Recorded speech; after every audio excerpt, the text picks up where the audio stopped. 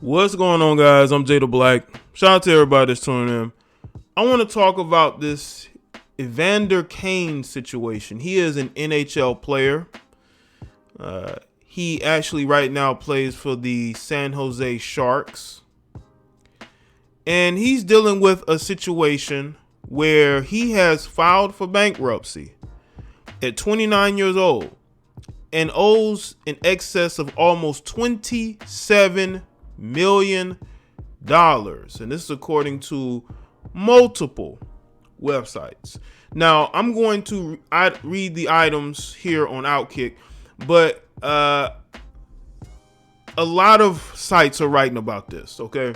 So if anybody, including Evander himself, watches this video, probably will, understand this, man. This is a cautionary tale that needs to be told. It really does.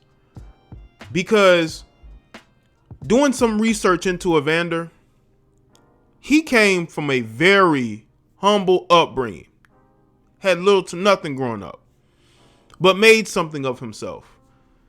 And now all that he wanted to create for himself is going down the drain. This guy just became a father last year. But we are going to get into it, okay? So I'm going to look at this article from the NY Post first, all right? It says San Jose Sharks forward Evander Kane filed for bankruptcy according to multiple reports, 2 years after signing a 7-year, $49 million contract. Per The Atlantic, the 29-year-old's Chapter 7 filing lists liabilities of $26.8 million. It also lists a payment of $1.5 million to the Cosmopolitan of Las Vegas for unpaid gambling debt and a $1.88 million counterclaim for a 2016 battery charge. He also claimed 7 dependents. 7 dependents. This is one of the main reasons why these guys go broke. They are out here trying to play the benefactor of everybody around them. That never ends well. His 6-month-old daughter, 27-year-old sister, his mother, his father, 2 uncles, and his grandmother. All of them are eating off of him. The filing also notes that Kane may opt out of the NHL season because of health concerns given the recent birth of his first child. If he does so, he would not be paid, though he pointed to the shortened 56-game season as a potential issue for paying off his debts as well. Well, bro, if you're not playing, it's definitely going to be detrimental because you're not playing. And listen, I want y'all to understand. I looked at the items and man, I mean, the stuff that he is spending his money on. But I want to get to the family part. This guy, looking into his background, he's from Vancouver, Canada. This guy lived in a very small section of a home where he shared a room with his sisters, his 2 sisters, for years, up until his late teens, right? Then he was able to go and buy a home for his parents and then a home for himself. Now he owns 3 homes. So I don't know who the other home is for. Probably for his 27-year-old sister. This guy, I don't know. He should listen. The one thing he needs to do is contact Mike Vick. Okay, Mike Vick had debt issues the moment he stepped out of prison. But through work and meticulous, taking care of the books and making sure that the bills are paid, he was able to take care of his debt. The one thing that Evander needs to do is get in contact with Mike Vick's people. Maybe he has, and maybe get some advice or share some financial advisor information, because it's clear this guy had nobody smart around him. The only smart people he may have had around him were the people who were leeching off of him. At some point, you gotta say enough is enough. But when you are a guy whose parents put everything into making sure you got to where you are, it's going to be held over your head. And I'm not saying this just to take digs at them. This is factual. Ask a lot of these athletes who went broke, what happened in your life to make you want to open up your checkbook, hand out your debit card, a bank card, or whatever, credit card, and allow your relatives to leech off of you for years. They will say, well, because my mother worked hard, she made sure I had this and that. My father, he made sure I had this and that. But that doesn't mean that you should be taking care of them. Now, if you want to help them get a good start, you want to, buy them a car, help them get a house, they take care of those payments, not you. And unfortunately, these guys feel like they have to fund the lifestyle of everybody around them. And that's not how it should be. Debtor, now this is the other part of the article.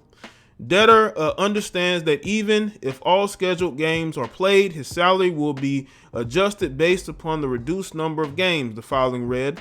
To the extent that some of the games do not go forward because of the pandemic or for any other reason, debtors' salaries will be further reduced.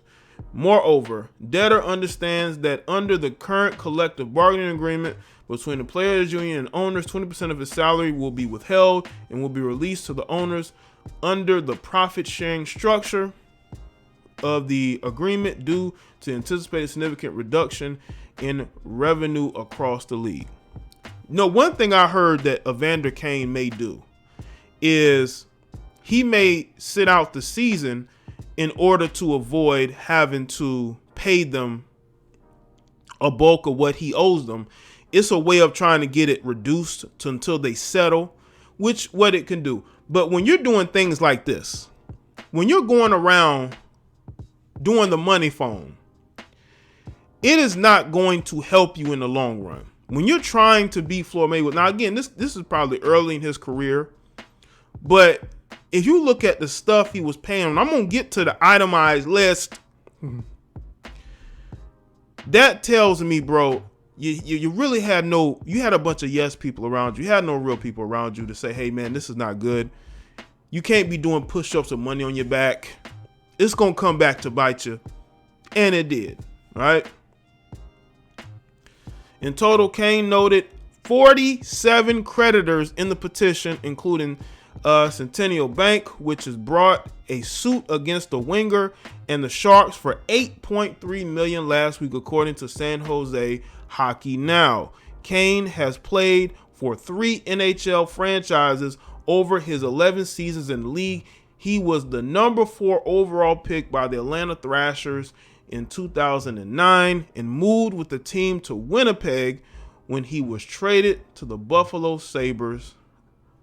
He was traded to the Buffalo Sabres in 2015 and dealt to the Sharks in 2018.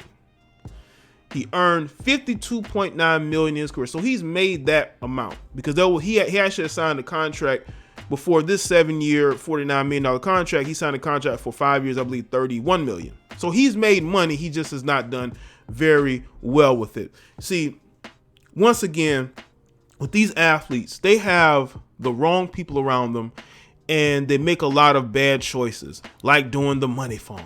But a lot of times what these guys have to understand is you only have a certain amount of time where you're going to be playing in your career, and you have to make the most of it.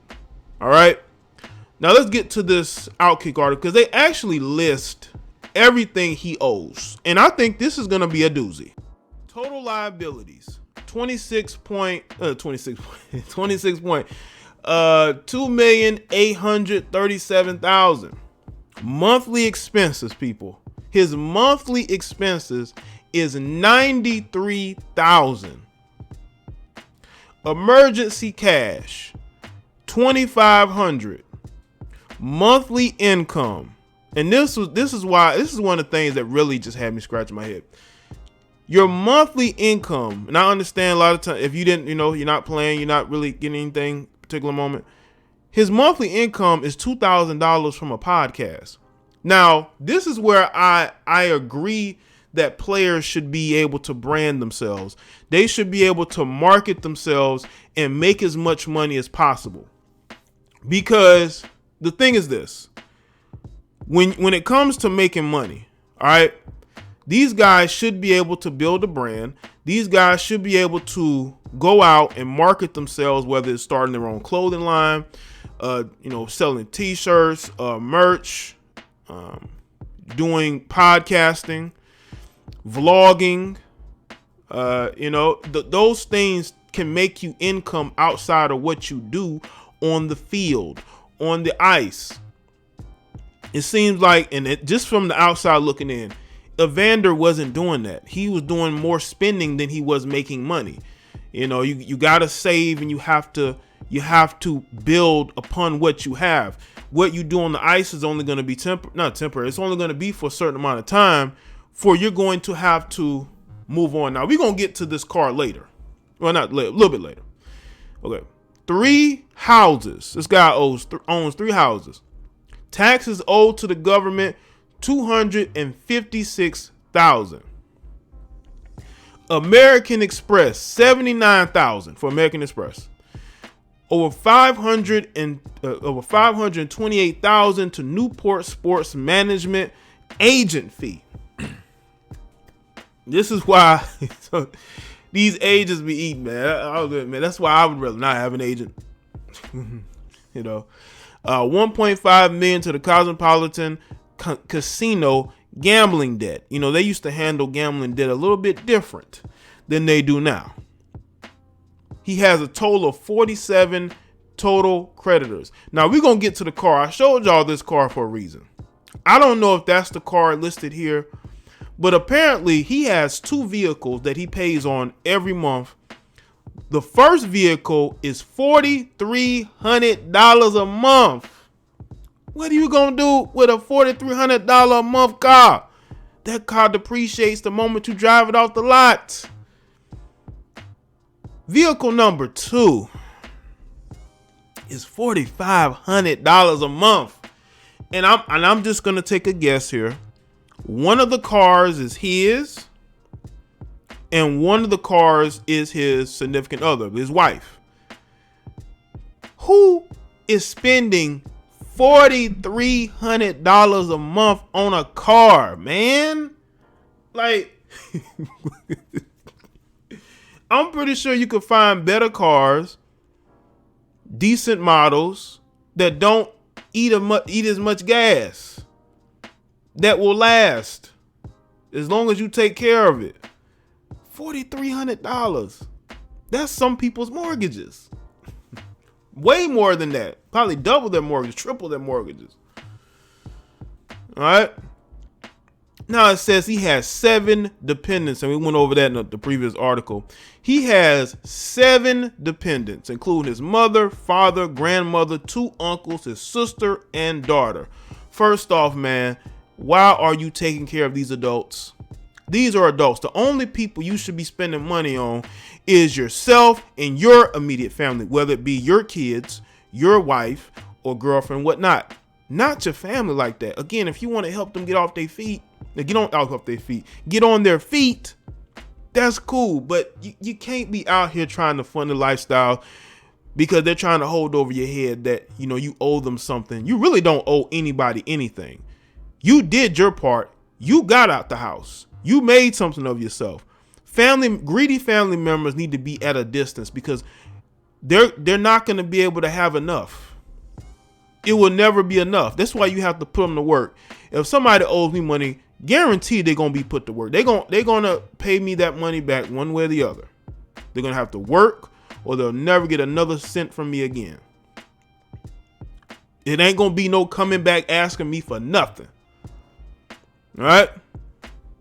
But a lot of times these guys feel like they owe something to their family members, and they really don't. And I hope, Evander, if you listen to this, you understand this.